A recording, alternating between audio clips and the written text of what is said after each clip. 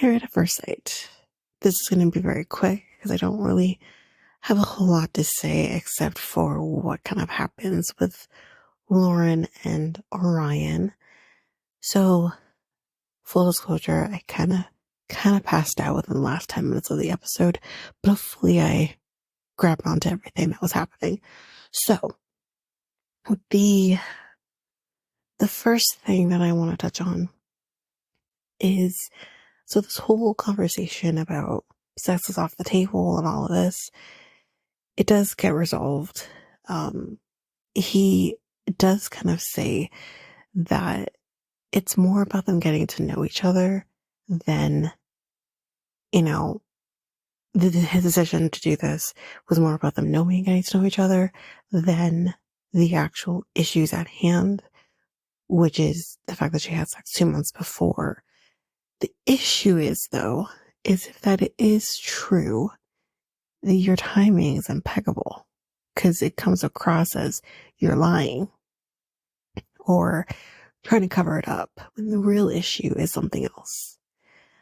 And I think the truth lies in the middle, personally, for me. But we'll get, maybe that will come back up around again, but they do talk to each other, kind of come to some understanding. They talk to Pia, which they kind of seem to really come to some closure with that conversation. So that's kind of squashed for now. Or maybe indefinitely. We'll see. Then the other thing that kind of happens here is I'm a little confused. I'm not confused by the reason. And yeah, I'm not confused by that. What I am confused by is, where did this come from? Apparently, maybe the next night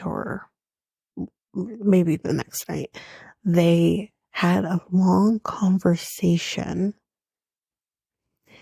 that basically, from my understanding, resulted in not really knowing if he can look past the comment that was made of the derogatory comment that was made, which I'm not surprised by. I'm not at all. I think that was a horrible thing she said. We did really go in depth with that in that episode. But I think what's confusing for me is, where did this come from? Is kind of the main thing. Where did this come from? So I don't know, but I do get it. I get it. And yeah, he said he really doesn't know if he can look past it. He feels like a minority in his marriage, which that is probably the worst feeling to feel in a marriage, in your relationship. So I get it.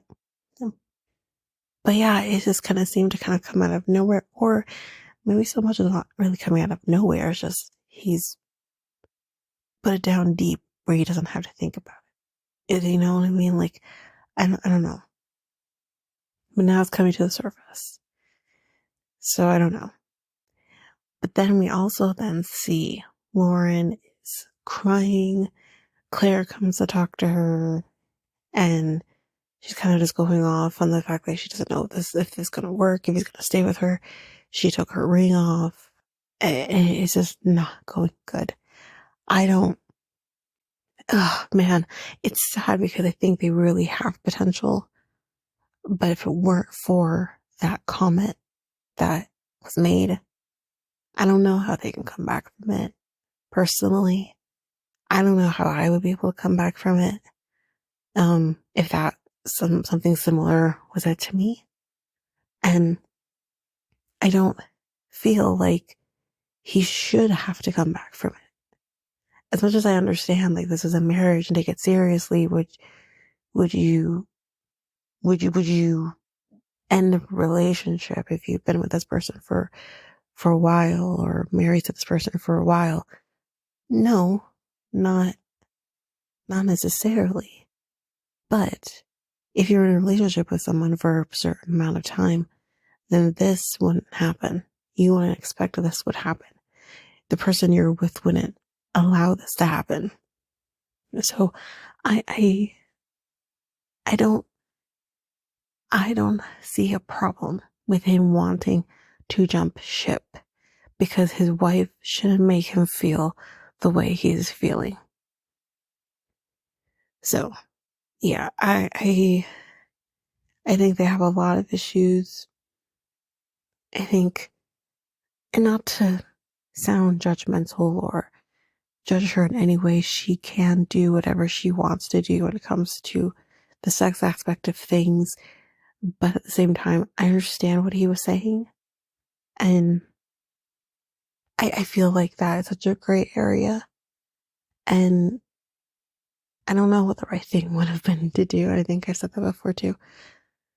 I don't know if the right thing is to stay uh, celibate during that situation.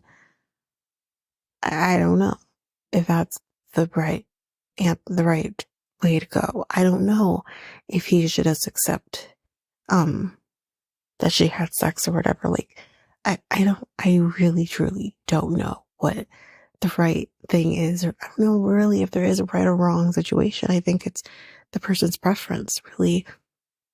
I see her point, I see his point. But I think the issue here is that there's just so much issues happening within this marriage that it's like, we're only a weekend, y'all. We still have 7 weeks left to go. And they're really struggling already. I don't know how one comes back from this. I don't. Anyway, those are kind of my thoughts on Lauren and Orion. Um, yeah, I mean, there's not really much else to really say about the other couples. They seem to be doing pretty well, pretty healthy in their communications. We kind of have a religion conversation between Becca and Austin, with him saying he was raised Christian. She was raised Jewish, but she's agnostic now. And I guess this conversation is more about like how one would raise their children when it comes to religion. I'm firm because I grew up in a Catholic home, as I've mentioned in previous episodes. I was baptized in the Catholic Church. Kind of went more Christian based faith later in life, but I'm a firm believer of I want my children to choose, even if I were to, like, I went to a Catholic church. I don't know if I'd baptize my children in the Catholic Church. I don't think that is something I would choose to do. But my children can go to a Catholic elementary school because I was baptized Catholic, but they themselves don't have to be baptized Catholic as long as the parent is, and I am, and at least for me, I am. So that's, that's my choice. But I think a child should be able to choose, even if they end up in a Catholic-based school.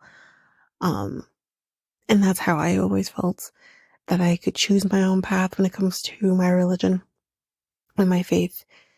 And I think that's just the best way to go. And I know every couple is different, every family is different, but I think, like, as long as both parties agree, I think that's always the best policy of, yeah, you just choose. So, and then basically we have, I don't know, I think her name is Paige, I don't even know, but Paige and her dude, everything seems to be fine. There, they talked about, I think he also was raised Jewish. I can't remember if he mentioned he is practicing, I'm not sure, but they kind of talk about that. They have a little bit of a disagreement on a comment that she made, which I think was actually really dumb and really just nothing to talk about. So we'll move on past that. And the only other thing between Claire and Cameron is he had to go to the hospital because he had an ear infection of some sort, whether it's from his ear or what. But he has an ear infection and it's really painful for him, so he had to go to the hospital. But he seems to be fine. He came back with this huge arrangement of roses. Must have been at least 2 dozen, maybe a little less than 2 dozen roses, and had like sunflowers and stuff. It was very pretty, and I actually thought, like, Rob, take some tips from Cameron on how you gift your woman flowers. So, but yeah, it's basically kind of it from this episode. There's not a whole lot.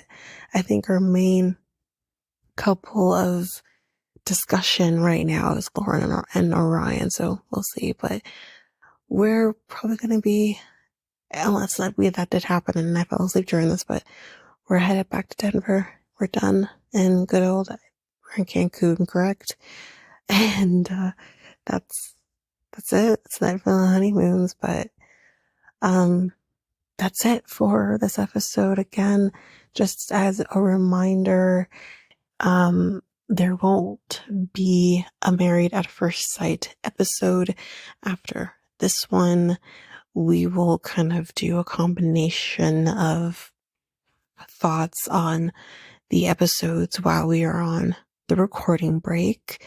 And I'm calling it a recording break because you'll get some stuff coming into your feeds while I'm out, and yeah, gonna spread out some of the episodes so you can kind of get some stuff sprinkled in there that'll keep you satisfied while I'm out. But yeah, so this will be the last episode that you'll get, and when we come back, we will hop in with another episode.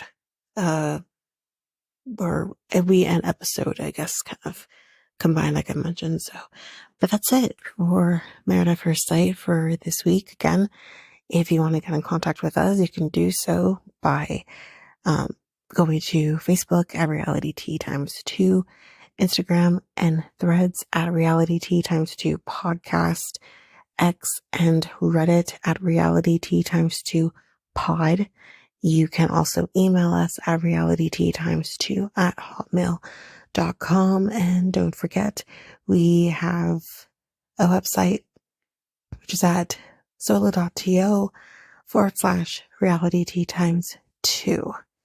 And you can also comment, like the videos on our YouTube page, which is at realitytea2. And that's basically it for now.